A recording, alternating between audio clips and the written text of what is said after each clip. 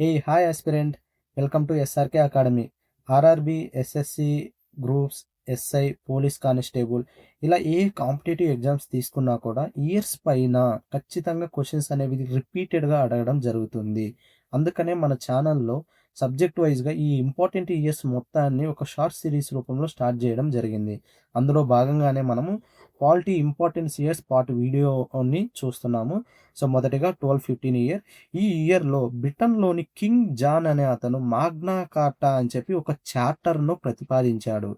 ఈ చార్టర్ ఏం చేస్తుందంటే రాజులు వాళ్ళ యొక్క ఏకపక్ష నిర్ణయాలకు వ్యతిరేకంగా మరియు రాజులు చట్టానికి లోబడి ఉండాలి అని చెప్పి ఈ చార్టర్ యొక్క ముఖ్య ఉద్దేశం. నెక్స్ట్ ఇయర్ 1773 భారతదేశంలో ఈస్ట్ ఇండియా కంపెనీ వ్యవహారాలను నియంత్రించడానికి బ్రిటిష్ పార్లమెంట్ రెగ్యులేటింగ్ చట్టంను ఆమోదించింది. ఇది చాలా చాలా ఇంపార్టెంట్. ఈ చట్టం మీద మనకి చాలా ఎగ్జామ్స్లో క్వశ్చన్ అనేది రిపీటెడ్గా అడగడం జరిగింది. సో ఇందులోని కొన్ని ముఖ్యాంశాలు మనం చూద్దాం. అప్పట్లో 1773లో మనకి బెంగాల్ గవర్నర్ అని చెప్పి ఒక పదవి ఉండేది. సో అప్పటి మన బెంగాల్ గవర్నర్ కూడా ఎవరు అంటే లార్డ్ హేస్టింగ్స్ అండి.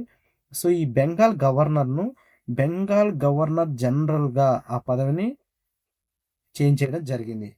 అదేవిధంగా ఈ బెంగాల్ గవర్నర్తో పాటు మరి యొక్క ముగ్గురు సభ్యులతో ఒక కౌన్సిల్ని ఏర్పాటు చేయడం జరిగింది.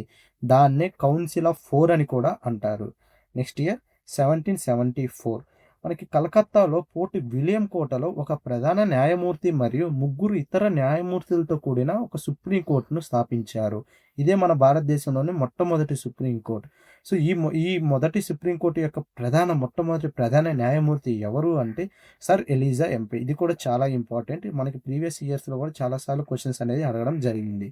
నెక్స్ట్ ఇయర్ 1781 సో మనకి 1773 ఏదైతే మనం ముందుగా డిస్కస్ చేసుకున్నామో ఆ 1773 రెగ్యులేటింగ్ చట్టంలోని లోపాలను సవరించడానికి ఒక చట్టాన్ని తీసుకొని రావడం జరిగింది. ఆ రెగ్యులేటింగ్ చట్టంలోని లోపాలను సవరించడానికి దానినే యాక్ట్ ఆఫ్ సెటిల్మెంట్ లేదా డిక్లరేటివ్ చట్టం అని కూడా అంటారు.